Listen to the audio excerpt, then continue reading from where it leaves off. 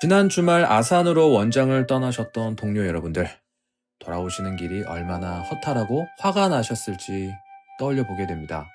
이번에 저희가 직접 원정길에 동참하진 못했지만 경기 후 받아들여야 했던 결과를 생각하면서 제일 먼저 경기장을 방문하셨던 동료 여러분들이 생각나더라고요. 아산 시내를 점령하다시피 했었던 푸른 물결이었죠. 4,500명이 넘는 원정 팬들이 기세를 올리며 승리를 쟁취하고 왔어야만 했던 경기였지만 축구란 게 참 생각대로 되진 않습니다. 뜨거운 날씨 속에서 화병 날 만한 경기였던 것은 부정하기 어려울 것 같은데요. 집으로 돌아오는 길이 참 힘드셨을 것 같은데 지금쯤 조금은 가라앉히고 계신지요? 저희 팟캐스트 들으시면서 조금은 마음의 안정을 찾으시길 바라봅니다. 힘든 건 나누면 줄어들 테니까요. 오늘도 인사드리겠습니다. 안녕하세요. 골다방 크루입니다. 여러분은 지금 골다방 크루와 함께하고 계십니다. 바로 인사드리고 오늘 준비한 팟캐스트 시작해보도록 하겠습니다. 인사해 주시죠. 네, 안녕하십니까. 수원도 지고 아스날도 지고 이번 주만큼은 행복하지 않은 이 시대의 참 독설가 건웠습니다. 반갑습니다. 네, 오랜만에 독설가로 벼르고 나오신 그렇죠. 건호스님 네. 나와 주셨고요. 예, 안녕하십니까. 수원도 지고 아스날도 지고 청주 사는 그랑블루 장주희 최양윤입니다. 왜들 그러는 거야? 이게 보면은 오늘 팟캐스트 시작하기 전에 건호스님께서 말리지 말라고 예. 가만히 있을 거라고 예. 또 예고를 하셨는데 또 한편으로는 또 강윤님은 약간의 또 그래도 아빠 같은 느낌이 있잖아요. 약간 네. 좀 보호해 주려는 그런 게 좀 있어서 아빠가 두 엄한 분의- 거고 엄마가 다정한 거 아닌가요? 아 그러네. 네. 수원맘 하겠습니다. 제가 수원맘. 네. 어쨌든 두 분의 또 다른 시각 또 제가 오늘 살짝 기대하고 나왔습니다. 그래서 오늘 어떤 내용이 왜냐면 저희가 이런 뼈대만 대본으로 준비하지 사실상 서로가 무슨 얘기할지 몰라요. 네, 그래서 오늘 기대가 좀 되고요. 저 개인적으로 진짜 기대가 크고요. 오늘 제대로 한번 시작을 해보도록 하겠습니다. 네, 지난주 팟캐스트 마무리하면서 오늘 이긴 경기로 이렇게 웃으면서 했으면 좋겠다 했었는데 그렇지 못해서 조금은 무겁지 않을까 싶은데요. 그래서 조금은 분위기를 끌어올려 보고자 지난 팟캐스트에서 남겨주신 댓글 하나 소개해드리고 시작해볼까 합니다. 지난주에 저희가 구독자분께서 과자 주셨던 이야기 이렇게 들려드렸었는데요. 요 내용 들어주셨나봐요. 답글을 또 남겨주셨습니다. 남겨주신 글이 너무나 정성스럽고 감동적이어서 여러분들께 읽어드리고 시작했으면 좋겠네요. 자, 읽어드리도록 하겠습니다. 조금 긴데요. 그래도 잘 따라와 주시길 바랄게요. 오랜만에 댓글 남깁니다. 현생을 살아가다 보니 어느덧 뜨거운 여름이 찾아왔네요. 매번 느끼지만 축구장은 참 극한의 계절을 가장 가까이에서 느끼게 하는 곳입니다. 춥거나 덥거나 그래도 결국엔 함께하는 우리의 집이죠. 뜨거운 태양 아래 함께했던 경기. 이종효 감독님과 함께라면 압도적인 승리, 압도적 경기력이 나올 것이라 예상됐지만 지금의 우리는 어쩌면 꾸역꾸역 승점을 쌓아가는 시간도 반드시 필요한 시기라 생각됩니다. 뜨거운 햇빛 아래에서도 끝까지 응원하는 팬들의 마음을 선수들도 분명 알고 있을 거라 믿습니다. 하루빨리 지금의 시간을 이겨내고 경기력과 결과로 증명하는 순간이 오길 기다려봅니다. 수원 팬으로서 기다림이란 단어는 이제 참 익숙해졌네요. 지난 천안절을 말씀하시는 건데요. 오랜만에 따님과 함께 경기장을 찾아오셨다고 해요. 바쁜 학원 일정으로 오랜만에 아빠와의 빅버드 데이트를 하셨다고 하는데요. 뜨거운 햇빛과 싸우면서도 함께 수원을 응원하던 그 시간이 참 행복하다고 하셨습니다. 엄마 뱃속에 있을 때부터 함께했던 수원, 그 아이가 이제 청소년을 향해 자라가는 모습을 바라보니 빅버드는 단순히 축구장이 아니라 우리 가족의 또 다른 집이라는 생각이 듭니다. 수원 언제나 우린 너와 함께, 이 사랑의 후회는 없어. 그리고 이제는 수원과 함께 만들어가는 이 소중한 순간들 속에 골다방 크루까지 함께하고 있다는 사실이 참 즐겁고 감사합니다. 수원과 함께 써내려가는 삶의 한 페이지에 소중한 가족, 그리고 골다방이 함께여서 참 행복합니다. 네, 서울 사시는 이신구님께서 정성스럽게 남겨주셨습니다. 네, 이게 뭐 저희가 나이가 많은 건 아니지만 이제 나이를 먹다 보니까 가끔 저도 어울리지 않게 약간 좀 이렇게 감성적인 그런 순간이 있거든요.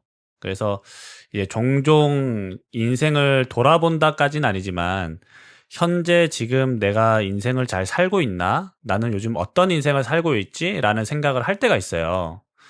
예, 그럴 때마다 느끼는 게 인생이란 게 참 좋은 쪽이든 안 좋은 쪽이든 한쪽으로만 쏠리지는 않는구나 이런 생각을 하거든요. 이제 균형이 잡히는구나. 예, 그러니까 어떤 부분에서는 안 좋은 부분이 있다면 또 다른 쪽에서는 또 좋은 일이 있더라고요. 그래서 우리가 올해도 2부에 남게 되면서 온갖 조롱을 다 들었지만 이정효 감독님이 그리고 기라성 같은 선수들이 영입될 거라고는 뭐 사실 누구도 예상을 못 했잖아요. 그럼요. 예. 네. 물론 뭐 지금의 이제 상황이 우리의 기대보다는 못 미치는 그런 상태이긴 하지만 또 우리가 모르는 곳에서는 또 긍정적인 변화가 팀 내에서는 일어나고 있다고 또 생각을 하거든요. 그래서 이신구님을 비롯해서 또 빅버드를 또 다른 집이라고 생각하시는 분들이 많이 계실 텐데 이 시기를 우리 모두 잘 이겨내서 내년에는 우리가 일부에 가 있지 않을까 이런 생각을 좀 해봅니다. 네, 저도 이신구님 댓글을 읽고 나니까 우리를 매우 뜨겁게 타오르게 하는 것도 또 차갑게 식게 하는 것도 결국 이 축구지만 식더라도 다시 타오를 수 있는 연료가 되어주는 건 빅버드라는 이 경기장에서 우리가 나눠 가진 기억들, 이 추억들 때문이 아닌가라는 생각이 좀 들었습니다. 소중한 추억과 생각을 나눠주셔서 이신구님 너무 감사하고 우리가 지금은 안 좋지만 또 이겨내고 나면 지나가고 나면 이 또한 다 추억이 되지 않을까 하는 생각으로 지금을 잘 버티고 나중에 웃으며 지금의 힘들었던 시절을 즐겁게 이야기 나눌 수 있는 시기가 반드시 올해 마지막에 올 거라고 저는 믿기 때문에 댓글 보면서 다시 저도 힘내고 팟캐도 좀 열심히 하려고 준비했고 화성도 가야겠구나. 일론 머스크는 아니겠지만 화성 갈 거니까 네, 생각을 했습니다. 작년부터 밀었던 드립인데 화성 원정이 쉽지는 않았더라고. 네, 제가 이제 청주 살아서 충북 음성이라는 지역이 있거든요. 그래서 그 음성 사는 친구들한테 너는 외계에서 왔다고 맨날 놀렸는데 어쨌든 화성 갈 거니까 다들 좀 힘내고 같이 화이팅 했으면 좋겠습니다. 네. 사실 뭐 졸전이었던 경기 리뷰 우리가 하기 전에 이런 귀중한 글을 앞서서 소개해드리는 게 맞나 싶긴 한데요. 또 너무 감사하게도 저희 골다방 크루와 함께 이렇게 소중하게 여겨주신다는 부분이 참 감사하면서도 참 부끄럽습니다. 네. 그래서 그거를 뭐 자랑하기 위해서 이런 내용을 소개해드린 건 아니고요. 빅버드에 가는 순간이 정말 누군가에겐 소중한 순간이고 정말 또 하나의 가족이 되고 또 하나의 집이 된다는 거. 그런 마음가짐이 아산전이 끝나고 이제 분노했던 마음이 조금은 눈 녹듯이 녹지 않았나 싶어서 여러분께 한번 공유를 해드렸습니다. 화가 난 마음 조금 누그러뜨리시면서 이번 시간 함께 하셨으면 좋겠네요. 자, 그럼 이제 올 게 왔습니다. 충남 아산 경기 속으로 들어가 보도록 하겠습니다. 먼저 이 경기 보신 소감 짧게 들어봐야 되겠죠? 좋은 소리는 그닥 안 나올 것 같긴 한데요. 한번 들어보도록 하겠습니다. 네, 짧게 말씀드리겠습니다. 재작년 변성환 감독의 명언이 여러 개 생각나는데요. 뭐 다들 아시겠지만 너네 수원 삼성이야! 이런 명언도 있었고요. 네. 그거였군요. 전 다른 거 생각했는데. 네, 그리고 충북 청주전이었죠. 3대1로 전반전이 끝나고 라커룸에서 10대0으로 져도 좋으니까 우리 할 거 하고 져라. 아마 많이들 생각나실 텐데요. 지금 수원 삼성에 필요한 게 이런 변성환 감독과 같은 강력한 리더십이 아닌가 하는 생각이 들었던 경기였습니다. 보고 싶으신가 봐요. 보고 싶지는 않은데요. 네. 그 이정효 감독님도 또 한 성과를 하시잖아요. 그럼요. 네, 눌러왔던 그 성과를 이제 터뜨릴 때가 됐다. 이제는 터뜨릴 때가 됐다. 네, 됐다. 이 뭐 오냐오냐에서는 말을 들어 처먹질 않아가지고 선수들이 이제는 좀 빠따를 좀 들어야 될 때가 오지 않았나. 빠따를 들 때가 됐다. 네, 그렇게 생각합니다. 네, 이어서 계속 들어보겠습니다. 빠따 하니까 제가 정말 좋아하는 감독이죠. 박종환 감독이 생각이 나는데 실제로 빠따를 들었던 빠따뿐이었겠어요. 모두에게 공평하게 저연차 고연차 상관없이 엎드려 뻗쳐를 시켰던 그 감독이 생각이 나긴 하는데 이제 시대가 지났으니 말로 빠따를 휘둘렀으면 좋겠고 저는 충남 아산전을 보면서 앞서서 이제 짐스님 말씀해 주셨지만 저는 약간의 어떤 변호를 하는 스탠스를 좀 취하게 될 것 같은데요. 음. 수원 삼성 국선 변호인으로서 무료예요? 무료 변호를 좀 해주자면 네. 아니죠. 이제 최저가라고 하면 그렇죠. 최저의 뭐라고 그러죠? 하여튼 기본급만 받고 변호를 해보자면 가능성과 한계가 동시에 드러난 경기였다라고 저는 봤습니다. 또 의외의 또 시각을 또. 네, 이 천안과의 경기 저희가 지난 팟캐스트에서 말씀드린 대로 공격 상황에서의 전술적 변화를 잘 가져왔었잖아요. 그것을 유지한 상태로 측면에 아쉬웠던 부분까지도 전 잘 수정해왔던 경기다라고 봤는데 네. 그 가장 중요한 측면에서의 크로스가 정확하지 않았던 게 우리 스스로의 발목을 잡으면서 득점이 이루어지지 않았고 그러면서 결국에는 라인 높아지고 뭐 상대의 유일한 공격 방식이었다고도 할 수 있는 역습에 결국 무너지고 말았던 경기였다고 봐서 가능성을 계속적으로 이제 좋게 수정해 나가려고 하는 가능성은 보여줬지만 그것이 성공하지 않았을 때 어떻게 무너지는구나라는 한계도 분명히 보여줬던 경기다. 이길 수 있는 방식은 가져왔지만 제대로 수행해내지 못한 경기였다라고 봤습니다. 그래서 말인데 저도 약간 이 강유님 시각이랑 좀 비슷했거든요. 경기를 보면서. 그러니까 전반전은 나쁘지 않은데 잘 준비해 왔는데 이렇게 생각했는데 우리가 아무래도 후반전에 이제 경기를 결정짓는 그 장면들이 다 나왔잖아요. 결국 2대1로 패배했고 그러면서 이 경기 장면 전체를 지배해버린 거 아닌가 싶은데요. 전반전만 봤을 때는 저는 좋았다라고 봤거든요. 우리가 어떻게 준비해 왔다라고 보셨는지 아까 말씀하신 거 조금 더 디테일하게 설명해 주시면 좋을 것 같습니다. 예, 최근에 수원은 지난 천인전에서 설명드렸던 것처럼 라인을 좀 높게 유지하지만 센터백 선수들이 아닌 중앙 미드필더 중심으로 빌드업을 시도하는 모습을 보여주고 있습니다. 이번에도 정호연 선수를 중심으로 하는 빌드업 형태를 잘 가져왔고 정호연 선수는 양팀 통틀어 최다인 92개의 패스 한 팀이 보통 막 한 400개, 390개 정도 패스를 하는데 정호연 선수 혼자 92개 정도의 패스를 성공시키면서 빌드업의 중심으로 활약을 했습니다. 볼을 많이 만졌네요, 확실히. 그리고 전방 패스도 많이 시도했는데도 불구하고 패스 성공률이 한 88% 정도 되니까 저는 준수한 모습을 보여줬다라고 생각을 하거든요. 특히나 이제 지난 경기에서 아쉬웠던 오른쪽 측면을 활용하는 방식을 이번엔 잘 개선해서 가져왔는데요. 오른쪽에부터 박대원, 송준, 고정현, 이건희 이 포백 형태로 나왔지만 천안전에서 보여줬던 것처럼 고정현 선수가 우측으로 넓게 벌려주고 이건희 선수가 높게 전진하는 형태를 똑같이 유지를 했습니다. 고정현 선수는 이것도 천안전처럼 의식적으로 중앙 쪽으로 패스를 많이 보냈는데요. 미드필드에서 공을 받은 정호연이 다시 우측면에 이건희에게 보내는 형태를 만들면서 오른쪽 공격을 시도했습니다. 이날 수원이 성공한 크로스 횟수가 14회였어요.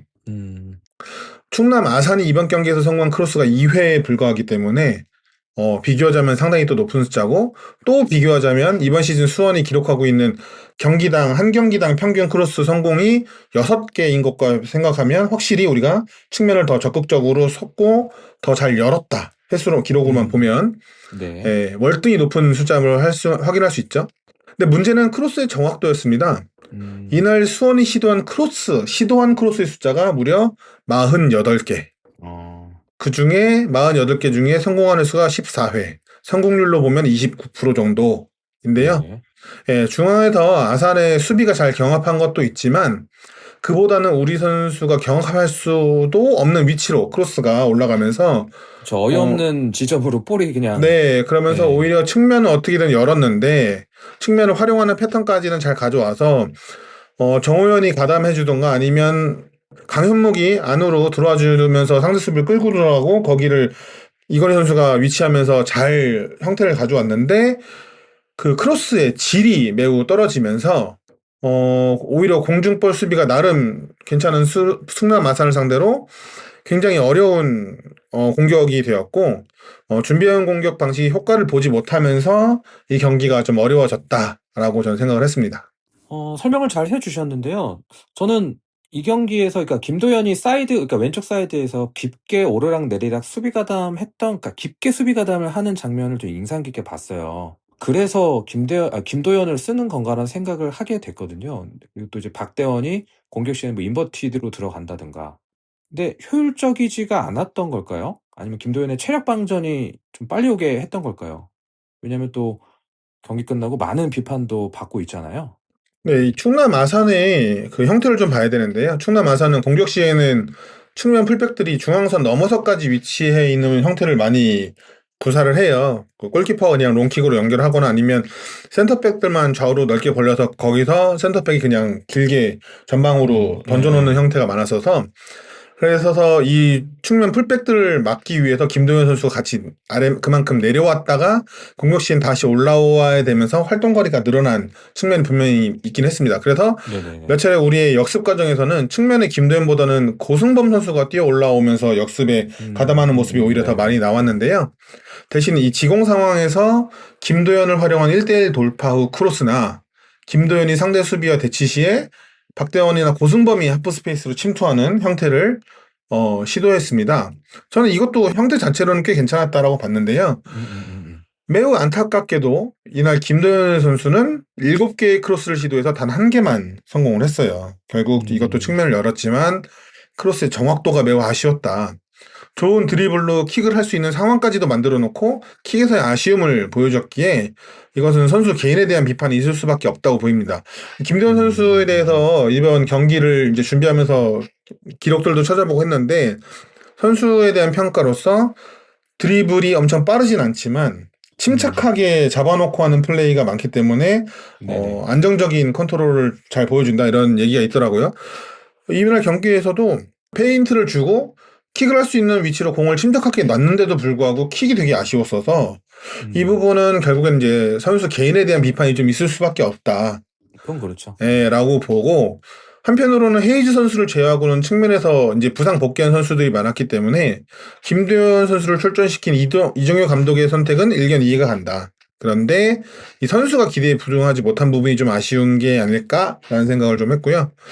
다만 이제 갓 프로에 데뷔한 선수고 메탄고에서는 10번도 달면서 어쨌든 고등학교 대회를 굉장히 잘 이끌었고 중앙대에서도 1학년, 2학년 때 꽤 많은 경기를 뛰면서 득점도 꽤 기록을 했었고 뭐 중앙대의 크랙이다 이렇게 불렸던 선수였기 때문에 이제 3학년 고학년이 될 때 수원으로 이제 프로에 합류한 거거든요. 그래서 자신이 부담을 갖고 뛰는 경험이 많이 적을 거예요. 그래서 아직 발전 가능성이 있는 선수니 분명히 지금은 매우 아쉽지만 예, 좋은 선수로 성장하여 향후에는 우리 팀에서 활약할 수 있도록 좀 케어하고 기를 수 있도록 우리가 또 좀 긴 시각으로 이 선수를 바라볼 필요도 있겠다라고 저는 좀 생각을 해봤습니다.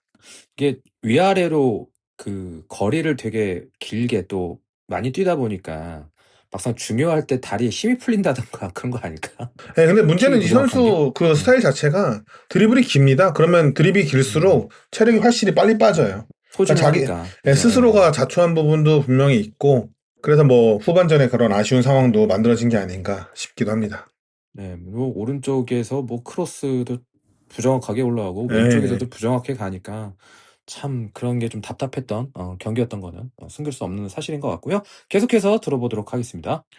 네, 일단 그 왼쪽 얘기를 하기 전에 간단하게 네. 이날 경기에서 우리가 사용했던 전술을 잠깐 말씀드릴 건데요. 네, 얘기해 주시죠. 예, 요즘에 우리를 상대하는 팀 그리고 우리도 마찬가지고 거의 모든 팀들이 공격 시에는 이제 아래에서부터 3, 2, 5 형태를 사용하거든요. 그러니까 3백에서 빌드업을 시작해서 윙백들이 적극적으로 전진해서 최전방에는 5명의 공격수를 만드는 그런 형태를 만드는데요.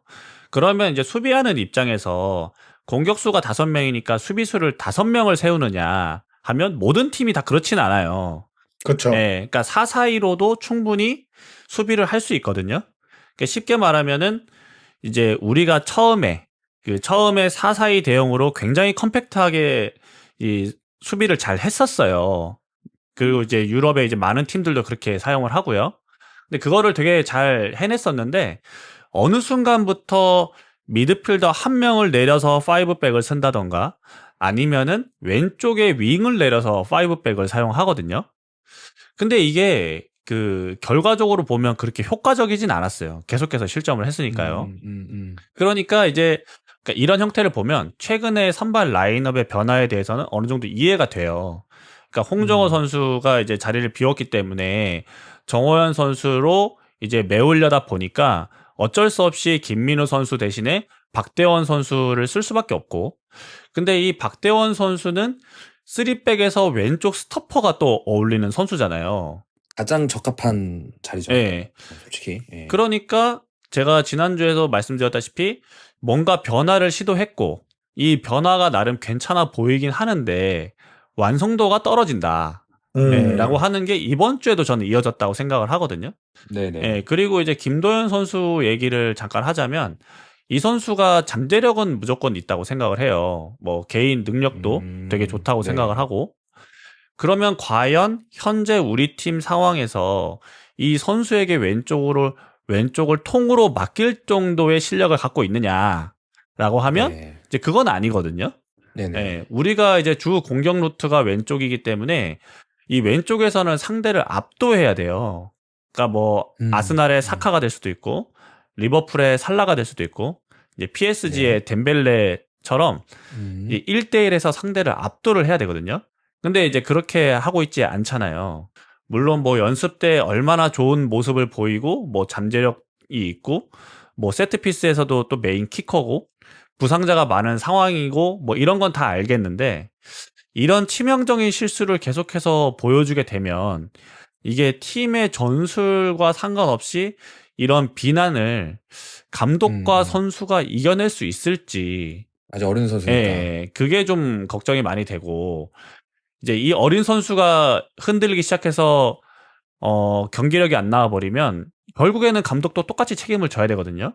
그러면 네. 현재 많은 수원 팬들이 이종효 감독님을 압도적으로 지지하고 있지만 이런 안 좋은 경기력이 계속 됐을 때 이종효 감독님이 이거를 끝까지 밀고 나가실 수 있을지에 대한 그런 걱정도 좀 들었던 것 같습니다. 네. 사실 우리가 좀 윙 자원이 하필이면 또 대거 부상이어서 어쩔 수 없이 이제 김도현 선수가 중용되고 있는 부분도 우리가 인정을 하잖아요. 다만 걱정되는 게 이런 거예요. 신인 선수가 이런 어떻게 보면은 공격의 에이스 역할을 해줘야 되잖아요. 이 왼쪽 사이드에서 크랭 역할이라든가 그런 중압감을 갖고서 경기에 나가는데 안 풀리고 비난을 받고, 그러니까 이제 멘탈적으로도 무너질까봐 좀 걱정이 되거든요. 뭐 그렇다고 해서 프로 선수인데 우리가 계속 우쭈쭈 해주는 것도 뭐 말이 안 되는 일이겠고요. 그래서 이런 부분을 저는 선수가 독하게 이겨냈으면 좋겠습니다. 그래서 감독님도 왜 구단 영상에 보면 이준재 선수인가요? 왜 복해지라고 하잖아요. 경기장에서 착한 거 필요 없다고. 스스로 이거 이겨내야 됩니다. 강해져야지만 더 좋은 선수가 될 수 있다라고 생각을 하거든요, 저는. 그래서 지금 뭐 솔직히 많은 비판을 또 받고 있는데 빨리 좀 독해져서 좀 이거를 이겨냈으면 좋겠습니다. 그래서 훌륭한 선수가 되셨으면 하는 마음입니다.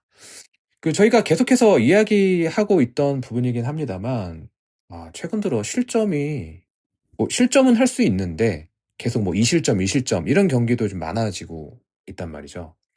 감독님께서 일관성 있게 하자고 하셨는데 지금 실점도 일관성 있게 하고 있거든요. 네, 제가 좀 말이 길어질 것 같은데요. 일단은 전술적으로 뭐 지난 경기와 어떻게 달라졌기 때문에 뭐 실점이 늘었다, 뭐 이렇게 말하는 건 의미가 없는 것 같고요. 사실 뭐 분석할 수도 없다고 생각해요. 근데 확실한 건 저는 이제 수비의 형태가 계속해서 달라지고 있다라는 느낌을 받거든요. 네네. 그러니까 작년에 우리가 변성환 감독일 때도 계속해서 실점을 하니까 수비 형태를 이렇게도 바꿨다가 저렇게도 다 해봤죠, 바꿨다가 뭐. 했지만 개선이 안 됐다, 뭐 이런 얘기를 저희가 많이 했잖아요. 많이 했죠. 근데 지금도 마찬가지인 것 같아요. 제가 이제 앞선에서도 말씀드렸다시피 저희가 최근, 그러니까 처음에 1, 2라운드, 3라운드까지는 4-4-2로 굉장히 컴팩트한 형태를 만들면서 수비를 잘했거든요. 근데 이 수비를 이어가지 않고 5백을 만드는데 그 만드는 방법도 계속 바뀌어요. 그러니까 앞서서 말씀드렸다시피 미드필더가 내려가서 5백을 만든다거나 아니면 윙이 내려가서 5백을 만든다거나, 그러니까 이렇게 계속 형태가 변화가 있거든요.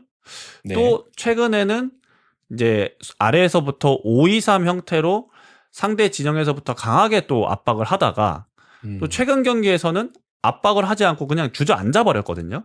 네. 근데 이런 이제 작은 변화가 수비 조직력이 무너지는 하나의 이유가 아닌가라는 생각을 이제 하게 되고요. 시스템적인 문제라는 거죠, 지금. 예, 그러니까 전술이 계속 변하는데 안 그래도 선수들이 이정효 감독의 전술에 완벽하게 녹아들지 않은 상태에서 작은 수정 하나하나를 선수들이 바로바로 이 실제 경기에서 적용할 수 있느냐. 예, 그런 모습이 적용되지 않는 모습이 나온다는 거죠, 최근 경기에서는. 두 번째는 약간 선수들의 멘탈적인 부분이라고 좀 얘기를 해야 될 것 같아요. 네. 예, 그러니까 보면은 상대 선수들은 진짜 이악 물고 덤빈다라는 느낌을 받거든요. 특히나 수원을 만나면 더 하죠, 지금. 예. 근데 우리 선수들은 그런 게 하나도 없어요. 그러니까 홍정호 선수가 최근 공업 영상에서 너네 진짜 대가리 받고 뛰는 사람 아무도 없다 하는 게 저는 아직도 고쳐지지 않고 있다고 생각을 해요. 예. 그래서 이번 경기에서도 보면은 이제 첫 실점 장면처럼 치명적인 실수를 할 수도 있죠. 예, 할 수는 있는데 근데 이제 그 이후 상황을 보면 우리 진영에서 우리 선수가 4명, 충남 아산의 선수가 3명이거든요. 근데 절대 불리한 상황이 아니에요. 수비 입장에서는. 네네네네. 근데 우리 선수들이 이제 뭐라고 해야 될까요? 아, 죽어도 막아야 되겠다. 이런 느낌을 받질 못했어요, 저는. 그러니까 두 번째 실점에서도 마찬가지거든요. 네네. 돌아 들어가는 데니소 선수를 아예 그냥 놓쳐버리거든요. 우리 선수가 4명 있고 충남 아산이 2명인가 있었는데도 이게 지고 있는 팀이 맞는지가 좀 의심스러울 정도예요. 이런 수비를 하는 걸 보면. 네네. 그래서 뭐 이게 외부에서 미디어나 팬들의 비난이 뭐 거세지니까 이게 선수들이 뭐 쫄은 건지 아니면 원래 투쟁심이 없는 건지 뭐 제가 알 수는 없지만 네네. 이게 최근에 이제 계속 반복되고 있거든요. 그냥 네, 그런 것 같아요. 예, 뭔가 실수하면 이제 개인의 잘못인 양 뭐 죄송합니다. 뭐 제 잘못입니다. 하고 뭐 운다든지. 예, 저는 이런 모습은 프로기 때문에 좀 보여주지 않았으면 하는 바람입니다. 한편으로 그 수비 시스템이 바뀌게 된 원인이 결국에는 또 우리 부상자들이, 그러니까 수비 자원에서 부상자들이 나왔기 때문에 어쩔 수 없이 이 변경된 것도 있지 않을까요? 뭐 그런 것도 있겠죠. 네네. 예, 근데 저희가 이정효 감독의 축구를 처음에 얘기했을 때 이 포지션 축구라는 게 결국에는 시스템으로 돌아가는 거기 때문에 선수가 바뀐다고 해도 이 전술이 바뀌면 안 돼요. 전술의 완성도가 바뀔 수는 있겠죠. 네네. 근데 지금은 전술이 바뀌고 있거든요. 네네네. 예, 그러니까 원래 모르겠습니다. 본인이 하시고자 하는 축구가 안 되니까 바꾸시는 건지 아니면 본래 원인이 하시는 축구가 이건지는 제가 알 수는 없지만 예, 최근의 흐름은 확실히 계속 바뀌고 있다. 예, 이종효 감독님이 하려고 하는 뭐 제가 조사해본 바에 따르면 네. 예, 이종효 감독님의 축구와는 좀 맞지 않다라는 생각이 좀 듭니다. 네, 뭐 오늘 진짜 벼르고 나오신 것 같은데 네, 또 계속 이어서 들어보도록 하겠습니다. 저도 이 부분은 권혁순이가 굉장히 비슷한 어떤 생각인데요. 네네. 이종효 감독이 시즌 초에 인터뷰였나 해서 홍정호 선수를 보고 이제 코칭 스텝 이후에 해야 된다고 할 정도로 전술 이해도가 높다라고 얘기를 했어요. 근데 홍정호 선수의 부상으로 이제 결장이 있을 때마다 혹은 뭐 이제 파트너였던 송주훈 선수가 부상으로 결장이 생길 때 우리가 이제 시즌 초에 보여줬던 1엔드전 그다음에 2라운드, 3라운드까지 보여줬던 그 단단한 수비에서 좀 변형된 형태의 수비를 가져오다가 지금 최근에는 홍정호나 송주훈 선수가 계속적으로 결장하면서 그에 맞춰서 권수님 말씀하신 대로 뭐 미드필더 한 명을 내리거나 아니면은 왼쪽 풀백 선수를 미드필더 선수로 기용하면서 5백 혹은 변형된 3백 형태를 만드는 모습까지도 지금 보여주면서 수비 형태가 계속 변하는 모습 자체가 나옵니다. 네. 그리고 그러다 보니까 수비에서의 빌드업도 계속적으로 변하고 있고요. 이런 점들이 어쨌든 선수들이 전술적으로 편안하게 느끼지는 아직 못하고 있는 게 아닐까. 그러면서 균열이 발생하는 게 아닐까라는 점도 저도 한 가지로 같이 생각을 한 게 있어서 요거는 비슷한 생각이니까 좀 짧게 얘기하고 또 하나는 요거는 좀 다른 생각이 될 수 있는데요. 제가 그냥 최근 경기들을 쭉 봤어요. 보면서 수원이 실점한 이 경기들을 확인해보니 묘한 공통점을 좀 확인하게 됐는데 어떤 건가요? 우리 실점 장면들을 보니까 불운이 따른 선제 실점 이후 추가 실점이 이어지는 공통점이 있었다. 라고 봤거든요. 약간 멘탈적으로 흔들리나? 네, 이날 경기에서는 상대방 전방에서 좀 아쉬운 드리블 이후에 상대의 빠른 역습을 허용했지만 수비들이 빠르게 복귀해서 골문 앞에서 숫자는 만들었습니다. 근데 결국 수비하려던 선수 발에 굴절이 있으면서 골키퍼가 손댈 수 없는 구석으로 좀 빨려 들어간 측면이 있었어요. 네. 천안전에서는 고승범 선수가 수비한 볼이 상대에게 불운하게 흘러갔고 수원 FC 원정에서는 상대 역습을 저지했던 공이 다시 상대 그 프리존과 앞으로 흐르면서 오히려 더 좋은 그렇죠. 역습상이 나오면서 하정우 선수에게 역습골을 선제에 실점했죠. 그리고 뭐 부산과의 경기에서는 말할 필요도 없이 심판의 좀 아쉬운 속행으로 인해서 우리가 하는 사이에 먹히고. 그러니까 어떻게 보면 변명일 수 있겠지만 좀 불운한 상황에서의 선제 실점 이후로 그 경기들에서 결국엔 추가 실점까지 다 이어졌습니다. 부산, 수원 FC, 천안, 그다음에 충남 아산전까지 4경기. 네. 그러니까 지금도 11실점으로 최소 실점이에요. 근데 1실점한 경기는 1라운드 서울 이랜드전하고 김포에게 패배했던 경기 2경기 제외하고 나머지는 4경기에서 다실점을 한 경기들입니다. 그러니까 좀 묘한 거죠. 14라운드까지 치러서 우리가 13경기 치렀는데 그중에 6경기 절반이 좀 안 되는 경기에서 실점을 했고 7경기는 무실점으로 넘어갔는데 실점한 경기에서 매우 다수가 추가 실점이 일어났다. 근데 이 추가 실점이 일어난 경기에서는 첫 선제골이 좀 불운하게 먹혔다. 라는 게 저는 좀 공통점이다라고 봤는데 불운한 실점이 결국 저는 정신적으로 좀 흔들리는 상황이 야기됐고 이런 실점이 발전한 경기에서 결국 추가 실점이 이어진 게 아닌가라는 생각이 돼요.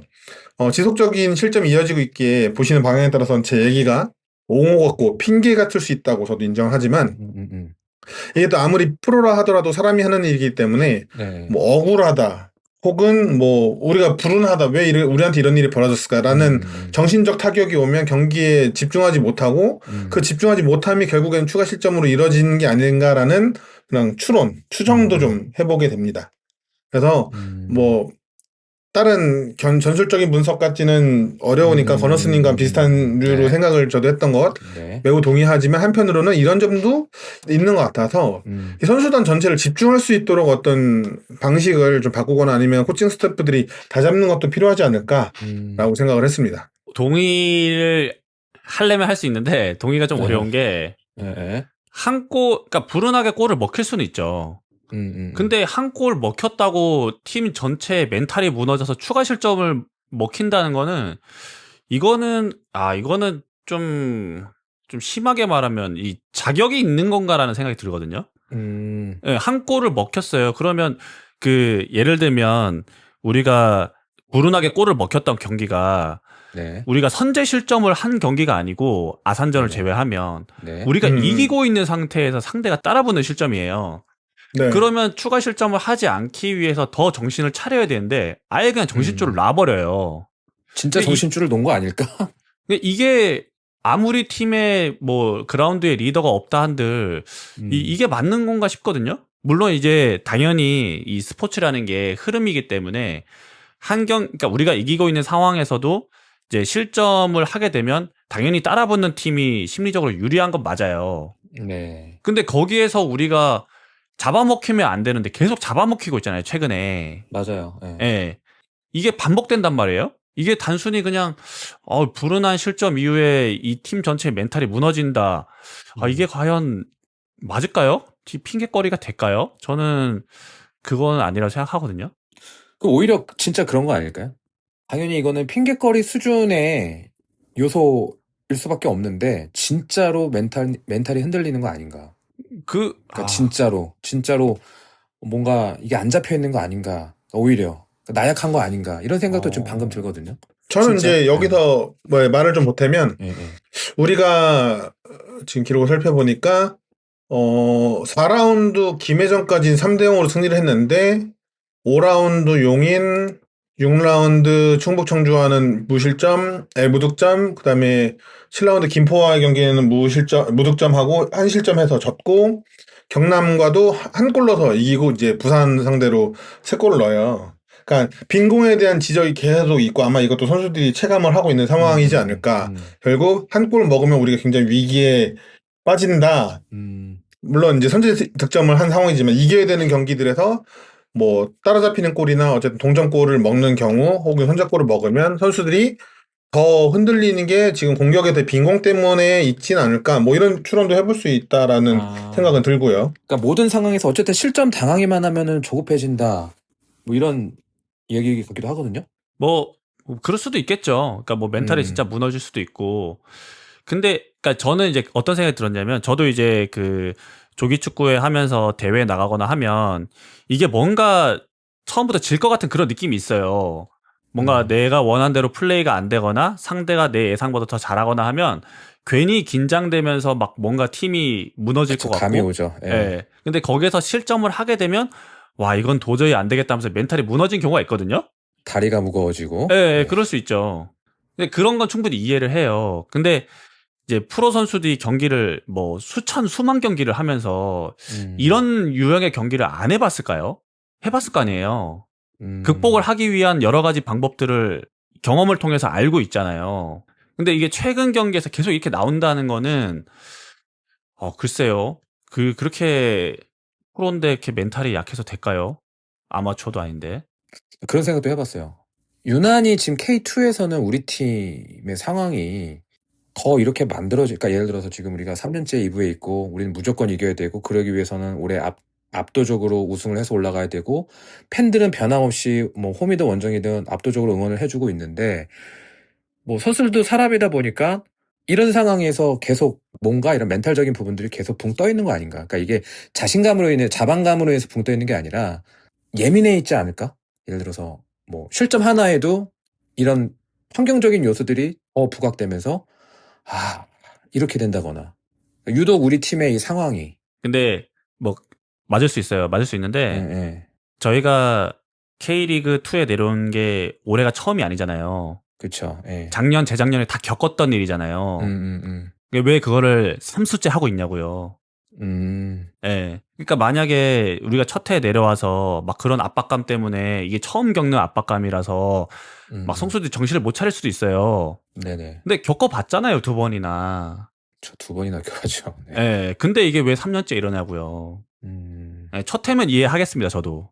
네네. 물론 뭐 선수들이 추가 영입된 선수들이 있으니까 뭐 그럴 수 있다 쳐요. 경험이 있는 선수들이 많이 있잖아요. 네네. 예. 여기까지 하겠습니다. 네, 어쨌든 지금 뭐 요 이야기의 논점은 실점에는 멘탈적인 부분도 분명히 작용을 하는 것 같다. 근데 그게 진짜 멘탈적인 문제면은 선수들이 더 이상으로 노력을 해야만 된다. 좀 이런 부분을 제가 좀 마무리 좀 할 수 있을 것 같고요. 참. 그렇다면은 실점을 줄이기 위해서는 지금 어떤 부분을 개선을 해야 될지 좀 생각해 두신 게 좀 있을까요? 저는 그냥 원래 처음에 계획하셨던 대로 일관성을 항상 말씀하시니까 예. 그 일관성대로 밀고 나가면 된다 생각하거든요.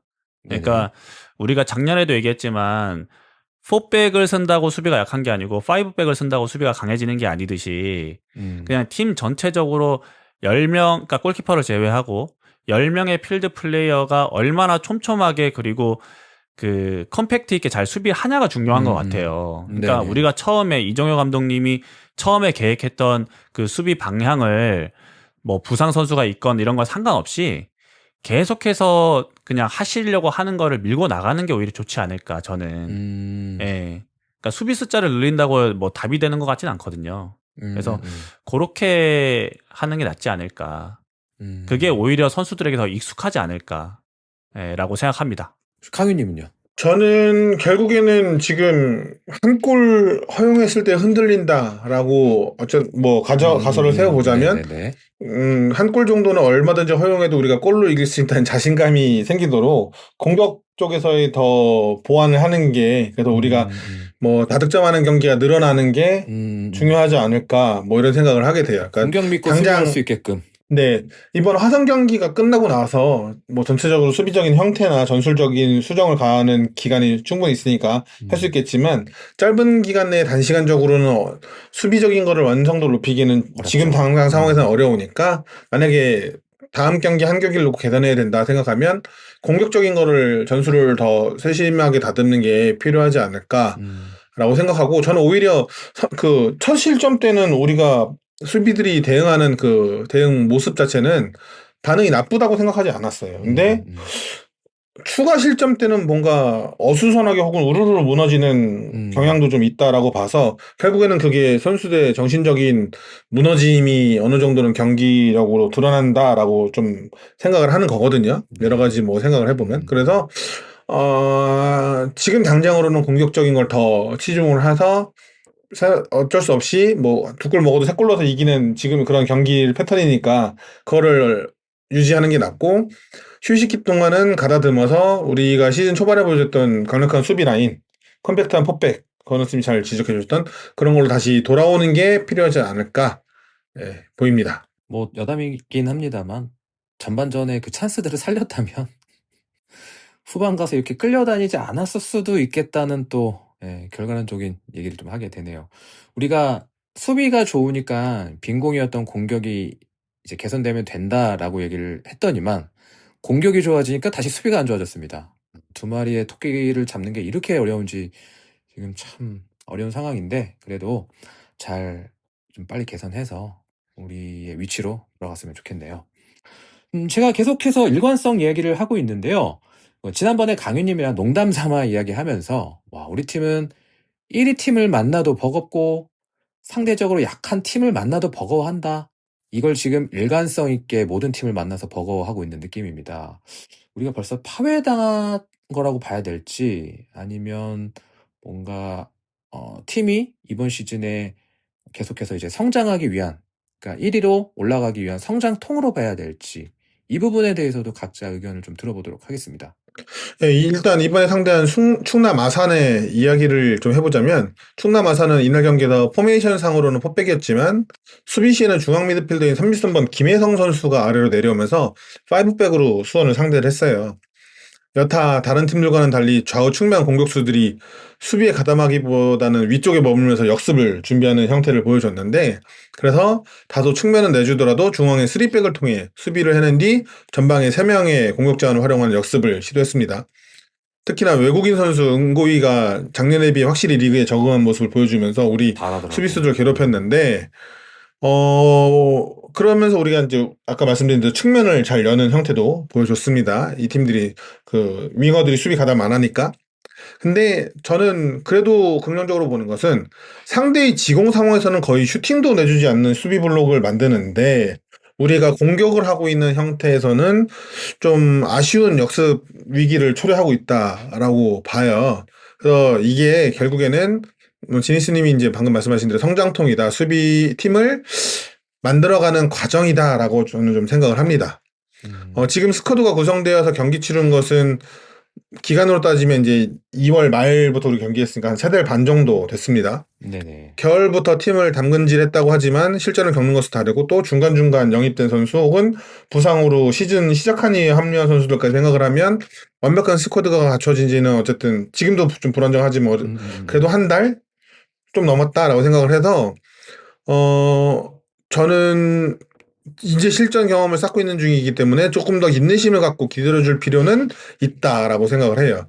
이정효 감독이라는 빅네임 감독의 영입, 고승범, 정호연, 김준홍, 박현빈 등 뭐 자신의 수준을 이미 증명했던 선수들이 합류하면서 기대감이 분명히 우리에게 크게 있었을 거라고 생각을 하고 네네네.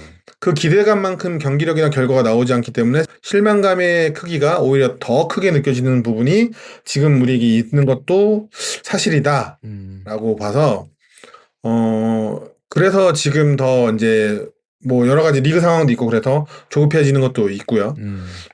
하지만 이제 시즌을 치르면서 감독이 강조한 일관성이 필요한 부분은 최대한 가져가면서 필요한 부분에서의 수정은 계속 이루어지고 있습니다. 그래서 뭐 상대들도 당연히 시즌을 치르면서 발전해 나가고 있지만 1라운드를 치를 때 수원과 지금의 수원을 비교해 보면 지금의 수원이 훨씬 더 저는 강력한 팀이고 더 나은 팀이다라고 생각을 하거든요. 네. 그리고 또 앞으로 더 나아질 수 있는 근거들도 보인다라고 생각을 하고요. 그렇기 때문에 경기력에 대한 비판은 있을 수 있으나 네. 지금은 선수단의 호흡이 좀 더 맞아가고 이 전술적인 움직임에 대한 이해가 높아질 때까지 기다려줄 필요가 있다. 예, 왜냐면 그러니까 뭐 어떤 근거라고 물어볼 수 있으니까 예를 들면 그런 거죠. 대구전에 중앙 미드필더를 활용하는 빌드업을 했을 때 전방에서 움직임이 매우 나빴습니다. 근데 어쨌든 상대적으로 뭐 약한 팀일 수 있지만 천안전에는 일류첸코를 올리면서 그 포켓 공간을 만들고 포켓 공간을 활용하는 형태를 또 보여줬고 네. 이번에는 그때 아쉬웠던 측면을 또 이건희 선수를 더 적극적으로 활용하면서 여는 모습까지도 보여주면서 전체적인 형태를 유지하면서 계속적으로 필요한 부분에서의 변화 가져가고 보완을 있다. 하고 근데 있다는 거죠. 네. 예, 이게 보완을 하다 보니 다른 데서의 또 문제점이 나타나고. 뭐 생길 수도 있는 거고요. 이런 게 계속 이뤄지고 있는 시즌 중이다라고 생각하기 때문에 조금은 우리가 좀 참을성을 갖고 이 팀이 더 완성될 때까지는 기다려줄 필요가 있겠다. 어떤 완성됐을 때의 모습은 저는 좀 그려지기 때문에 그 모습을 생각하면 지금 우리가 같이 참아줘야 되겠다라는 생각을 합니다. 네. 건너스님요? 네, 저는 뭐 둘 다 아닌 것 같고요. 저는 앞서 말씀드린 대로 멘탈적인 부분이라고 생각해요. 그래서 도전적인 선택을 하지 않고 실수하는 걸 두려워하니까 단조로운 플레이만 하게 되는 거고요. 뭐 상대 입장에서는 그러니까 쉽죠.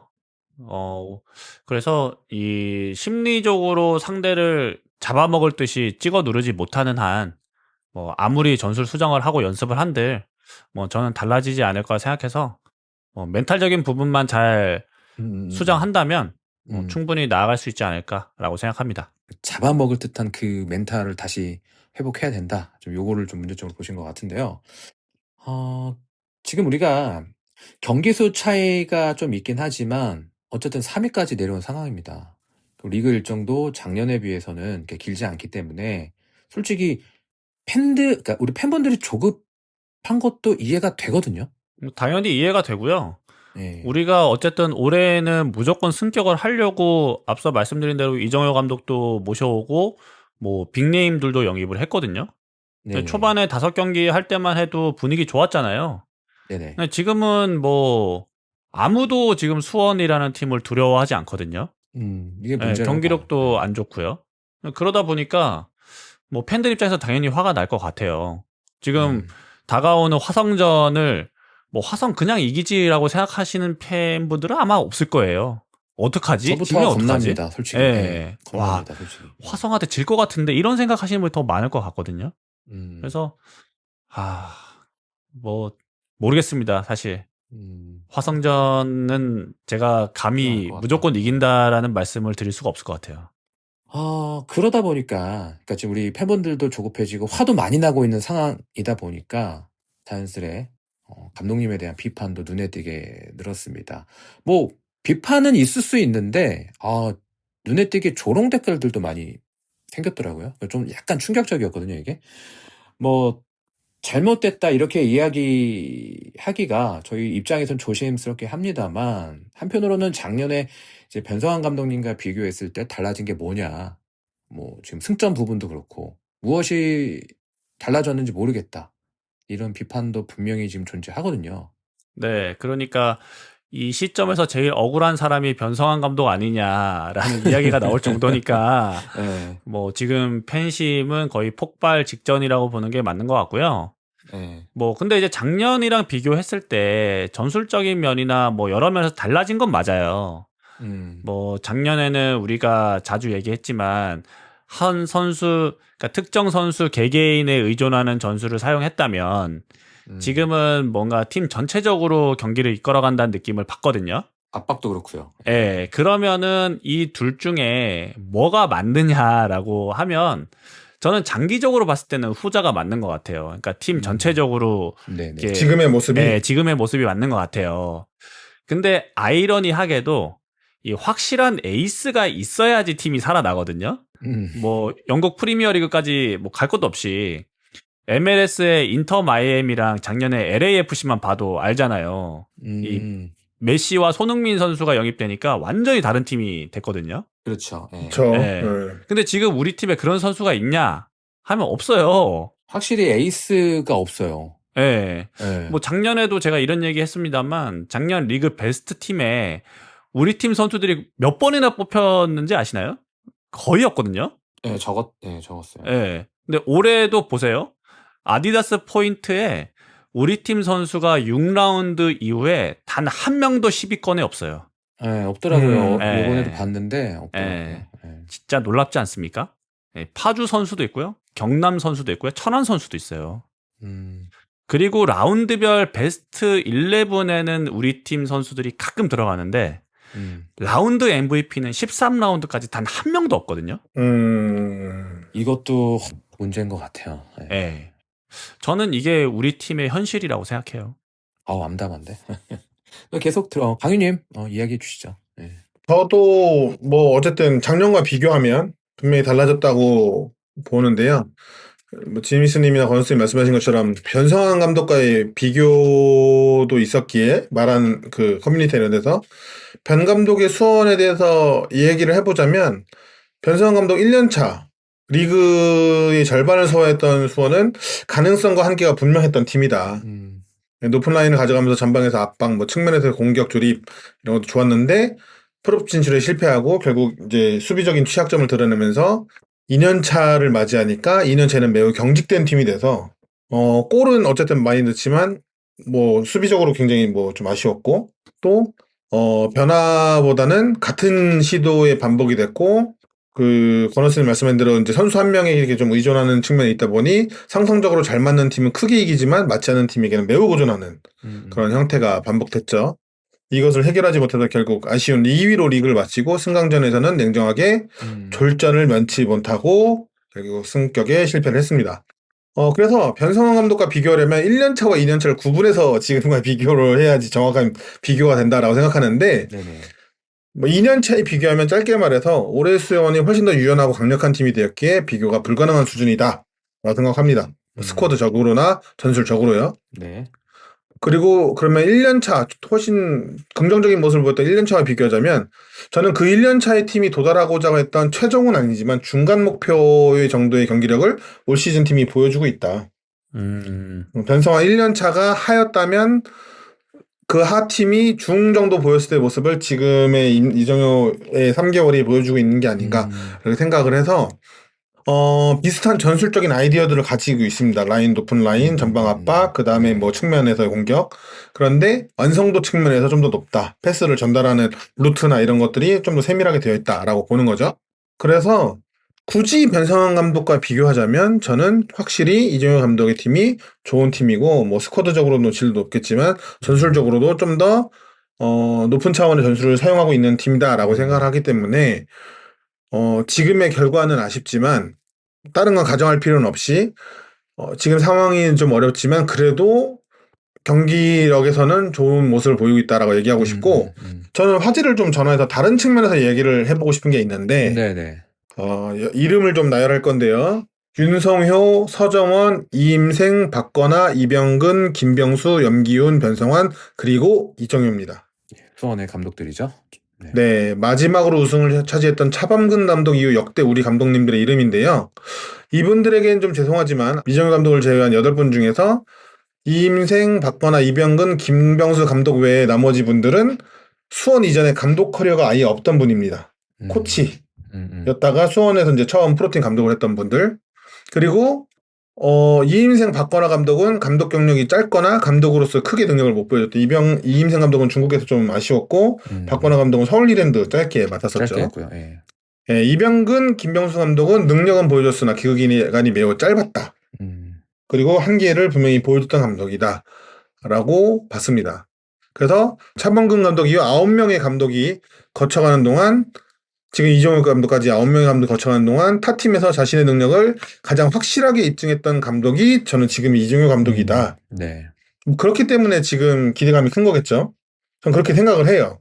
그래서 지금의 상황은 물론 너무나 이해하지만 가장 확실하게 자신의 능력을 보여줘서 우리가 기대감을 갖고 데려왔던 감독에게 가장 우리가 참을성이 없는 모습을 보여주고 있는 건 아닌가라는 생각도 들어요. 아이러니하게 네네. 뭐 리얼블루가 아닌 감독이어서 그럴 수도 있겠다는 생각도 조금 들기도 하고 처음부터 완벽한 모습을 보여주면 당연히 좋지만 그런 경우는 정말 손에 꼽잖아요. 네, 뭐든지 완성되는 데는 시간이 들립니다. 나이가 좀 있으신 분들은 중고등학교 때 지문으로 많이 배우는 방망이 깎는 노인 보시면 어허 생쌀을 재촉한다고 밥이 되겠는가? 뭐 이런 말이 나옵니다. 약간 농담이었는데 네네. 결국 뭐든지 완성되는 데는 시간이 필요하고 당연히 지금 이정효 감독과 지금의 팀에게는 시간이 필요하다고 봅니다. 그래서 우리가 그것을 견뎌줬을 때 분명 기다림에 대한 보답을 받을 거라고 생각을 해서 우리가 조금만 힘내서 참고 견뎠으면 이 팀을 이해해주고 견뎌줬으면 좋겠다라는 말씀을 드리고 싶습니다. 네, 뭐, 저 같은 경우도 시간이 더 필요할 것 같아요. 작년에 이제 변성환 감독님 경우에는 작년에 2년 차였기 때문에 이제 확실하게 증명을 하셔야 되는 시간이었다면 지금은 1년 차거든요. 아직 그 비교적 승격에 대한 가능성이 그래도 높은 상태에 위치를 하고 있기 때문에 뭐 못하는 거에 대해서는 당연히 비판을 해야죠. 팬들은 그럴 자격이 있고요.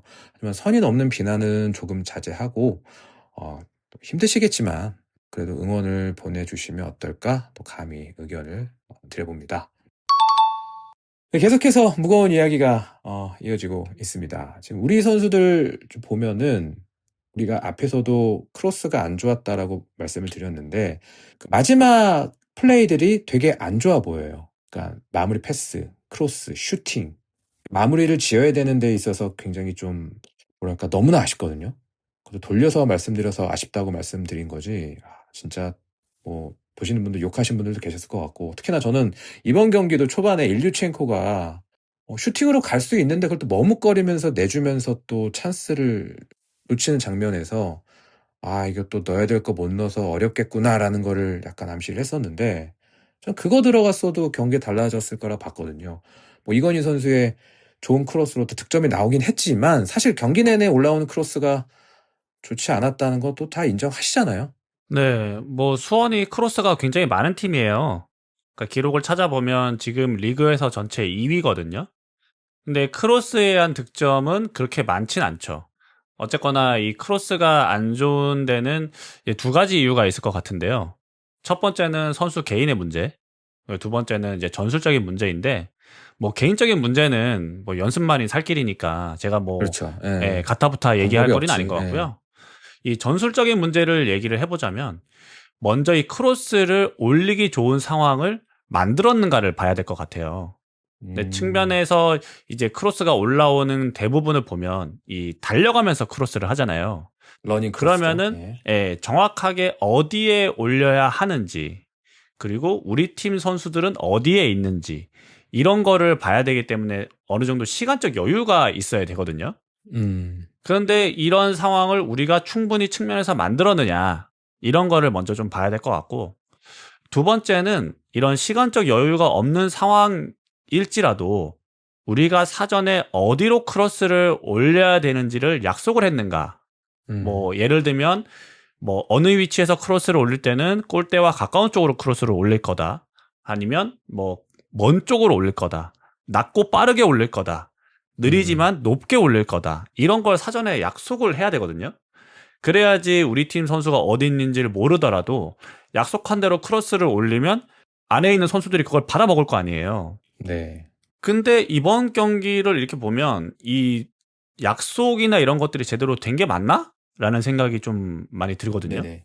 예. 네네. 그래서 이 크로스가 이번 경기에 특히나 48번이나 시도했음에도 불구하고 크로스에 의한 골이 한 골밖에 들어가지 않았다는 걸 보면 이런 선수의 개인적인 문제도 있겠지만 결국에는 이 전술적인 문제도 같이 있다. 이렇게 보는 게 맞지 않나 싶습니다. 크로스로 골은 넣긴 했습니다. 그러니까 한 골밖에 안 그러니까요. 들어갔잖아요. 한 골밖에. 네. 두 골을 넣으려면 크로스를 한 90회, 100개 정도는 했어야. 그렇죠. 48개 해서 하나 확률적으로. 넣었으니까 96개 해야지 두 골 넣고 이 동점으로 경기 이겼으려면은 130 몇 개야. 크로스 올렸어야겠네요. 그러면은 거의 30초, 몇십 초당 크로스 하나씩 나가야 돼. 이견이는 그냥 오른발만 계속 휘두르고 있는 걸로 그 앞에 누가 공 갖다 주고. 머신, 그죠? 하여튼 그만큼 확률이 낮은 크로스 또 마무리에 대한 저희 비판적인 의견을 좀 말씀드렸고요. 말씀 잘하신 것 같아요. 개인적인 문제면 노력밖에는 답이 없습니다. 그다음에 두 번째로는 또 전술적인 약속된 움직임 이런 것들이 좀 필요할 것 같다는 게 또 저희 의견입니다. 크로스를 전술의 공격의 중심으로서 사용하는 팀이기 때문에 반드시 개선이 좀 된 상태로 화성 경기를 좀 맞이했으면 좋겠습니다. 감독님도 그러셨거든요. 적극적으로 도전하지 않다가 소극적으로 하다가 실점하고 나면 꼭 그제서야 적극적으로 나선다. 그리고 패배하면 누구보다 아쉬워하고 힘들어하고 뭐가 문제인지 정확하게 보시는 것 같아요. 이거 왜 계속해서 이게 안 고쳐질까요? 저는 실점하고 나서 그제서야 적극적으로 나선다기보다는 실점하고 급해져서 그런 측면이 있다고 생각을 하는데, 예, 앞서 말한 대로 뭐 불안하게 실점을 하든 어쨌든 실점을 하고 나서 감정적인 플레이가 나오기 때문에 더 적극적이어 보이지만 결국 그것이 효과로 이어지진 않는다라고 생각을 해요. 마음이 급해지니까. 네, 그래서 뭐 좀 거칠어지기도 하고요. 근데 그 거친 게 적극적이어서 거칠다보다는 좀 더 감정적인 모습이라고 좀 전 느껴져요. 네. 이것도 결국 이제 주관적인 생각이니까 뭐 제 네, 생각이긴 한데, 네. 그래서 이거는 이제 선수단이 냉정해질 수 있도록 해야 됩니다. 너무 어려운 부분이죠. 이런 것도 멘탈적인 부분을 컨트롤한다는 게. 오늘 내용 중에 좀 큰 주제 중 하나가 이제 멘탈적인 내용이 되는 것 같긴 결국에는 한데, 다 그렇게 귀결되는 것 같아요. 지금 심리적인 네. 거, 멘탈적인 거. 예. 네. 뭐 이제 얘기가 자꾸 무거워지니까 좀 가볍게 가자면, 뭐 휴식기 때 오은영 선생님이나 예? 그거 누구 있죠? 그거 이호선 교수님? 그분이 김창옥? 김창옥 씨, 예, 김창옥, 그런 네. 분, 예. 뭐 그 멘탈 코치 뭐 이런 사람들, 뭐 아니면 뭐 강영옥 씨 같이 조련사 데리고 와서 뭐 아무튼 그런 식으로 복잡한 얘기고. 예. 예, 여러 가지로 좀 방식이 있겠지만, 작년에도 그 구단 영상에 그 심리치료 관련된 내용도 좀 나왔던 걸로 기억을 하는데, 뭐 그런 부분에서도 이제 우리가 좀 더 냉정해질 수 있도록 선수들이 환기할 수 있는 어떤 것들도 좀 필요하고, 그 다음에 좀 전술적인 게 좀 갖춰진다 싶으면, 이거는 이제 그냥 개인적인 사견입니다. 정말로. 네. 뭐 대학 팀들이랑 연습 경기 많이 해서 좀 크게 이기면서 자신감 찾는 것도 좀 필요하다. 그것도 하나의 방법이잖아요. 어떻게 네. 올리는 데 있어서. 네, 물론 문제는 그렇게 했는데 뭐 크게 못 이기면 오히려 자신감이 더 떨어져서 역효과가 더 클 수 있는데, 그런 경우도 있죠. 네, 근데 연습 경기를 통해서 어쨌든 자신감을 좀 끌어올릴 수 있는 그런 방식도 좀 고려해보는 게 필요하지 않을까. 어쨌든 전 오히려 이제 감정적으로 나선다고 보기 때문에 냉정해질 수 있도록 뭐 선수들 개개인이 그라운드에서 독려하는 패턴을 만들던가, 예, 서로 아니면 그 연습 과정에서 아니면 선수들 개개인적으로 어쨌든 그런 뭐 말을 맞추는 방식을 해서 그라운드에 대해서 서로를 다독이고 격려할 수 있는, 다잡을 수 있는 거를 좀 만드는 게 필요하다라고 생각을 합니다. 장어 회식 한번 할 때 됐네, 그러고 보니까. 그 밀리 씨가 좋아하던 건데. 그럼 안 돼. 다리 다쳤는데도 장어라니까 웃으면서 갔었잖아요. 맞아. 네, 또 한번 계속해서 들어보도록 하겠습니다. 네, 이게 축구라는 게 결국에는 상대 이제 상호작용이기 때문에 이제 2골 정도 차이가 나면 상대는 당연히 지키려고 할 거고, 그러다 보니까 상대적으로 이제 뒤처진 팀이 더 공격적으로 나서게 되는 그런 양상이 벌어질 수밖에 없는데요. 근데 이거는 이제 그런 상호작용도 있겠지만, 저는 약간 이제 다르게 생각하는 게 뭐냐면, 제가 이제 이거와 관련해서 어떤 분이 유튜브에 분석 영상을 올려놓으신 걸 봤는데, 좀 이제 어떤 내용이냐면, 이제 위에서도 언급했던 것과 비슷한 내용인데, 선수들이 이제 안전한 플레이를 이제 했을 때 받는 비판이나 비난과 실수했을 때의 비판, 비난이 있을 때, 그러니까 일반적인 상황, 우리가 이기고 있거나 뭐 비기고 있거나 하는 상황에서는 이 실수했을 때의 비판, 비난을 선수들이 더 크게 느끼는 것 같아요. 그러니까 이제 안전하게 하자. 근데 이게 크게 뒤지고 있는 상황이 됐을 때는 안전하게 했을 때 받는 비판, 비난보다, 그러니까 실수했을 때 받는 비판, 비난이 더 작아지기 때문에 그냥 선수 개인에 안전하게 하면 오히려 더 욕먹으니까 이럴 때는 오히려 더 적극적으로 하려고 하는, 그러니까 선수들한테 걸려있는 이런 안전하게 해야 돼, 실수하면 안 돼라고 하는 이런 리미트가 해제가 된다, 약간 이런 분석이더라고요. 그러니까 뭐 합리적이네요 또. 예, 그걸 보면서 되게 공감이 많이 됐는데 이제 앞서서도 제가 말씀드렸다시피 어쨌든 팀 스포츠다 보니까 축구는 네. 이 개개인이 실수를 했을 때 이걸 팀이 어떻게 커버하느냐가 되게 중요한데 개인이 뭔가 책임지려고 하고 뭔가 개인 탓으로 돌리려고 하는 게 좀 강하거든요. 지금 수원의 팀은. 그래서 이거를 좀 근본적으로 해결을 해야 되지 않을까라는 생각이 좀 듭니다. 지금 갑자기 떠오르는 생각인데 우리가 에이스가 없다고 얘기했잖아요. 네. 이거와 연관돼서 수도 있지 않을까 생각이 들거든요. 예를 들어서 그 에이스라는 거는 공격의 천병 혹은 뭐 해결사, 뭐 크랙 이렇게 볼 수 있잖아요, 우리가. 근데 그런 선수들이 뭐 수비도 좀 깨부숴주고, 그러니까 뒤에 있는 선수들이 좀 안전한 플레이를 지향할 수밖에 없었던 것도 이제 위에 있는 그런 역할을 해줄 수 있는 선수들이 없다 보니까 계속해서 소극적이 되는 것도 아닌가. 예를 들어서 뭐 공격에서 맞붙어 주면서 좀 뚫어주고 슈팅도 시원하게 계속 날려주고 이런 선수들이 있었다면 뒤에 있는 선수들도 좀 무리해서라도 적극적으로 앞에 공을 계속 보내주고 이럴 수 있지 않을까 싶은데 그런 선수들이 없다 보니까 못 믿는 거죠. 또 그런 부분에 있어서 패스가 안 가고 끊기겠지, 안전하게 줘야지. 그러니까 나도 모르게 그런 플레이가 나오는 건 아닌가 싶기도 하거든요. 뭐 그럴 수도 있을 것 같아요. 그래서 저는 그래서 이번에 강성진 선수가 투입되고 나서 보여줬던 강성진 선수의 플레이가 굉장히 좋게 느껴졌는데, 나 좋더라고요, 강성진. 예, 그 플레이로 인해서 뭔가 팀이 살아난다는 느낌을 받았거든요. 그러니까 적극적으로 앞에서 개인 돌파해주고, 흔들어주더라고 계속. 예, 열심히 띄워주고 하니까 다른 선수들도 일단은 강성진한테 보내고 보자 약간 이런 느낌. 그래 몰빵해서 주더라고. 예, 그래서 뭐 그런 것도 되게 중요한 것 같아요. 근데 지금 현재로서는 뭔가 팀적으로 만들어야 되는 그런 게 있다 보니까 이게 분위기가 처지면 뭔가 한 사람이 이렇게 멱살 잡고 끌어주는 그런 게 없으니까 더 이렇게 다운된 거를 극복하지 못하는 게 아닌가. 뭐 그런 것도 충분히 일리 있다고 생각합니다. 어쨌든 강성진의 붐은 온다. 네. 차출되고 난 다음에. 네. 네, 어쨌든 좀 아쉬운 마음이 많이 드는 부분인 것 같습니다. 이 와중에 참 화성이 또 이겼습니다. 어느덧 무패 행진이 숫자가 늘어나고 있습니다. 그리고 우린 월드컵 휴식기를 앞두고 그 마지막 경기를 화성 원정으로 치르게 되었습니다. 또 차두리 감독님은 인터뷰에서 그냥 수원은 뭐 많은 팬분들이 오시겠지만 그냥 수많은 리그 경기 중에 하나야. 또 이렇게 하셨거든요. 저는 솔직하게 말씀드리면 걱정돼요. 네, 저도 걱정이 많이 되고요. 이 선수들이 많이 차출된다고 해서 경기력이 떨어지면 저는 그게 더 오히려 문제라고 생각하거든요. 예, 사실은 뭐 이번에 차출되는 선수들 중에 뭐 대체가 안 되는 선수들은 저는 없다 생각해요. 물론 이제 교체 명단에서의 그런 무게감이 떨어지겠지만 이 선발을 나서는 선수들 중에는 사실 김준홍 선수 말고는 뭐 대체가 가능하거든요. 그래서 뭐 감독님께서도 말씀하셨지만 이 대표팀에 차출되는 거를 핑계 삼아서는 안 된다라고 생각을 하고요.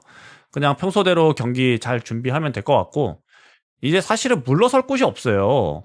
그래서 우리 입장에서 그래서 이번 화성전에는 좀 적극적이고 상대를 잡아먹으려고 하는 그런 도전적인 좀 독하게 그런 모습을 좀 보여줬으면 좋겠습니다. 화성이 말씀해주신 대로 6라운드까지는 1승 2무 3패를 기록하면서 초반에는 팀이 좀 정비되지 않은 모습을 보이다가 4월 11일에 있었던 7라운드부터 지난 14라운드까지 거의 두 달여간 6승 2무로 무패 행진. 거기다가 12라운드부터 지난 라운드까지는 3연승을 달리고 있습니다. 확실히 상승세를 탄 모습인데요. 우측에서의 김대환을 중심으로 한 측면을 활용해서 강력한 역습을 보여주고 있습니다. 그리고 이제 측면에서 박스 안으로 공을 투입한 뒤에 박스 안에서 결정짓는 이런 형태를 보여주는데요. 기록을 좀 보면 시즌 총 165개의 슈팅을 기록 중인데 이게 리그 5위. 그리고 근데 박스 내 슈팅이 총 114개로 리그에서 2위. 유효 슈팅은 62개로 리그에서 3위. 좋네요. 네, 그러니까 박스 안으로 어쨌든 투입해서 박스 내 슈팅을 많이 하고 있고 박스 내 그 슈팅 수에 비해서 유효 슈팅도 62개, 리그 3위로 많은 숫자를 기록하고 있습니다. 우리보다 많은가요? 네, 우리보다 많아요. 우리는 7, 8위권인 걸로 알고 있고, 여기서 패스 기록을 좀 보면 롱패스가 총 441개로, 그러니까 이번 시즌 총 시도한 롱패스가 리그에서 2위, 중거리 패스도 2373개로 이것도 리그에서 2위. 여기에다가 패스가 마지막 슈팅으로 이어진 패스, 요걸 키패스라고 부르는데 키패스도 총 128개로 리그에서 2위. 그래서 어시스트도 리그에서 2위. 그러니까 즉 중장거리 패스를 활용해서 공을 전진시킨 뒤에 박스 안으로 어떻게든 공을 투입시키고 그 공을 그대로 마무리시키는 형태를 보여주고 있다. 특히 측면을 활용해서 플라나 선수가 저는 마무리에서 좋은 선수라고 생각을 했는데 어쨌든 측면에서 받아주면서 안으로 투입하는 역할을 꽤 잘 수행해주고 뭐 득점하는 선수는 계속 바뀌고 있지만 어쨌든 그 페트로프 선수였나요? 공격수. 네. 외국인 공격수 선수를 활용해서 박스안에서 매우 위협적인 모습을 보여주고 있습니다. 그래서 시도하는 횟수에 비해서 마무리 결정력이 꽤 높은 편이라 한두 번의 공격이 굉장히 치명적일 수 있겠다라는 생각을 좀 합니다. 예.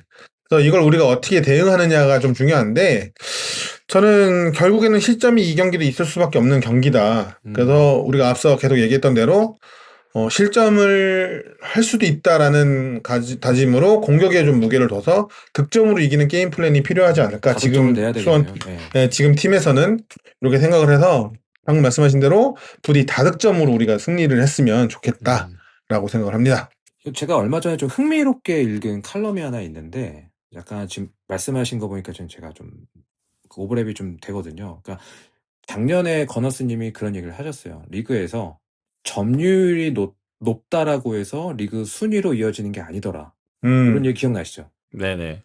네, 그래서 보면 최근의 트렌드가 이제 공을 강한 팀들이, 그러니까 강한 빅클럽들이 이제 공을 보통 점유하는 축구를 많이 하잖아요. 그렇죠. 그러다 보니까 좀 자금력이 딸리는 팀들은 약팀일 거고 그 약팀들은 여기에 대응해서 요즘에는 맨투맨 수비가 다시 이제 좀 되살아나는 좀 트렌드라고 하더라고요. 하이브리드 수비 방법이라 해서 이제는 그 점유율에 대한 그 변수를 주기 위해서 이제 존 디패스를 하지 않고 중간중간 맨투맨으로 변환됐다가 또 한 번에 점유되는 그 미들 지역을 넘겨서 길게 이렇게 넘기려고 하는 축구를 한다고 하는데 또 화성도 약간 그런 느낌을 좀 주는 것 같아서 좀 걱정되는 건 사실이고 말씀하신 대로 또 실점할 수도 있겠다라는 우려도 있거든요. 다행히 고종현 선수는 차출이 이제 협의가 돼가지고 안 하고 이제 잔류를 하는 걸로 결정이 났는데 전 그래도 실점은 안 했으면 좋겠어요. 한 골을 먼저 열면 좀 쉽게 끌어갈 수도 있지 않을까라 좀 기대는 하고 있거든요. 좀 어떻게 될지 모르겠지만 또 많은 분들이 이 경기 가십니다. 아시겠지만 이 경기도 티켓팅 하는데 힘들었습니다. 그렇기 때문에 이 경기 지고 돌아왔을 때 그 타격감을 좀 느끼고 싶지 않거든요. 화성 또 강유님 힘들게 화성 오시는데 집에 가시는 길이 그러지 않았으면 좋겠고요. 반대 좀 이긴 채로 마무리할 수 있었으면 좋겠습니다. 만약에 패배나 무승부로 끝이 난다면 승점 차가 이제 선두권과 또 벌어진 채 휴식기를 들어가기 때문에 선수들은 엄청난 압박이 될 겁니다. 꼭 승리해서 좋은 분위기로 휴식기에 들어갔으면 좋겠고요. 오늘 준비한 내용은 저희가 모두 전해드렸고요. 마지막으로 오늘 클로징 멘트 준비하면서 어떤 말을 들려드려야 할까 고민을 좀 했었는데요. 최근에 제가 감상했던 넷플릭스 다큐 이스탄불의 기적에 나온 이야기를 들려드리면서 오늘 이 시간을 마무리하려고 합니다. 바로 역대 축구사에 길이 남을 만한 리버풀의 5번째 챔스 우승에 관련된 이야기인데요. 당시 챔스 결승전에서 만난 두 팀은 AC 밀란과 리버풀이었습니다. 그 시절 리버풀은 지금과 같은 좋은 선수들이 없었고요. 유일한 월드클래스는 제라드 정도만 떠올리실 수 있을 것 같은데요. 상대였던 AC 밀란은 확실히 월드클래스였습니다. 네스타, 스탐, 카프, 피를로, 카카도 있었고요. 셰브첸코도 있었고요. 모두가 월드클래스였죠. 그에 비하면 확실히 리버풀은 언더독이었습니다. 그리고 그 두 팀은 결승전에서 만나서 리버풀은 전반전에만 3실점을 하며 3대 0으로 전반전을 마치게 됩니다. 챔스 결승에서 3점 차는 역대 없던 스코어라고 해요. 당연히 좌절스럽고 모두가 포기할 법한 상황이었지만 모두가 그랬습니다. 도대체 하프타임에 무슨 일이 있었냐고. 하지만 이 다큐에서는 하프타임에 중점을 두지 않고 후반전이 시작되자 리버풀 팬들이 모두가 같이 You Will Never Walk Alone 응원가를 뜨겁게 열창하며 팀을 다시 응원하는 모습에 집중을 했는데요. 당시 뛰었던 선수들이 이 장면을 인터뷰하면서 모두가 하나같이 꼭 언급을 하더라고요. 이 장면 때문에 이길 수 있는 발판을 마련할 수 있었다. 결과는 모두가 아시는 대로 리버풀의 대역전극으로 리버풀은 5번째 비기어를 들어올리게 됩니다. 이 모습을 저에게 매칭을 시켜봤는데요. 만약에 중요한 경기에서 우리 수원이 전반전에 3대0으로 끌려간다면 나는 과연 후반전 시작할 때 열정적으로 뜨겁게 팀을 위해서 응원할 수 있었겠는가? 네, 좀 부끄러운 생각이 들었습니다. 지금 우리 수원의 상황도 결코 녹록지는 않습니다. 마치 경기를 지고 끌려가는 전반전을 보는 것 같은데요. 여기서 우리의 응원이 멈추게 된다면 우리의 실패만을 바라보고 조롱하려고 몰려드는 누군가에게 지는 것이라고 생각합니다. 모든 게 절망적이더라도 결코 포기하지 마셨으면 좋겠습니다. 뜨겁게 응원하고 돌아옵시다. 화성에서 뵙겠습니다. 오늘도 골다방 크루와 함께 해주셔서 감사합니다. 네, 월드컵 휴식기를 앞둔 마지막 경기인데요. 결과까지 가져온다면 더할 나위 없이 좋겠지만 혹시나 결과가 좋지 않더라도 이 월드컵 휴식기를 기대하게 만드는 경기를 우리 선수들이 보여줬으면 좋겠다라는 생각이 듭니다. 지미스님이 말씀하신 이스탄불의 기적도 결국에는 포기하지 않는 마음이 있었기에 가능했기 때문에 우리 팬들은 아직 포기하지 않았습니다. 우리 선수들도 끝까지 포기하지 말고 상대를 부셔버리겠다는 그런 마음으로 다가오는 화성전을 준비했으면 좋겠습니다.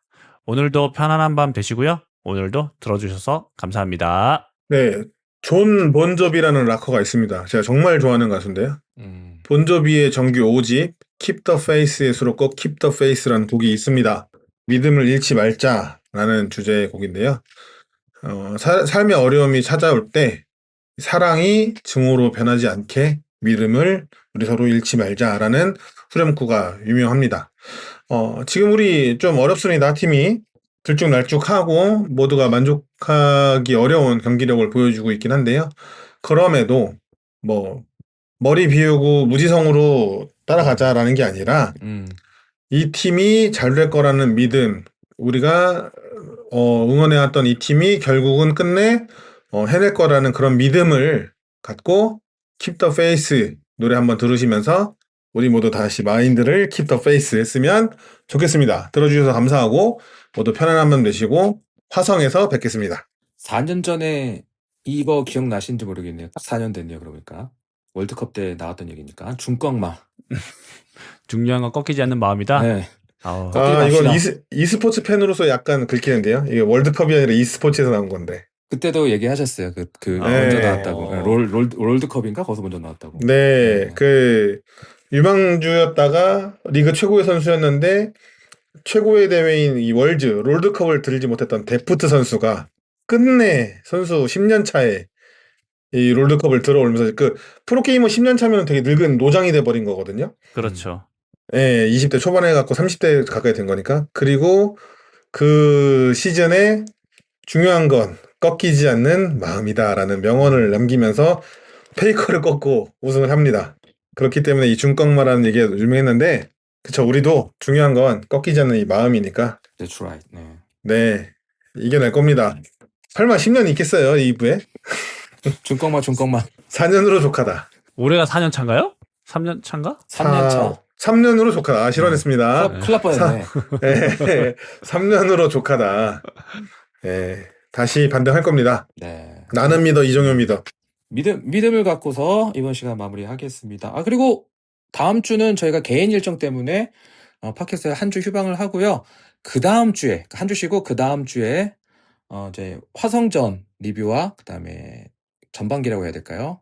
이제 경기 휴식 전에 그 경기 소회를 누적해서 들려드리도록 하겠습니다. 다다음 주에 뵙도록 하겠습니다. 네, 수고하셨습니다. 끝!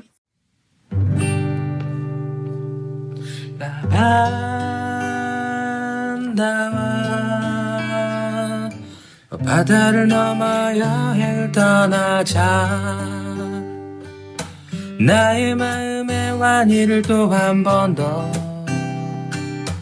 하얗게 눈이 내리던 그날처럼 나의 마음의 소원을 또 한 번 더 저 하늘의 끝으로 날 데려가 나반다와 저 바다를 넘어 여행을 떠나자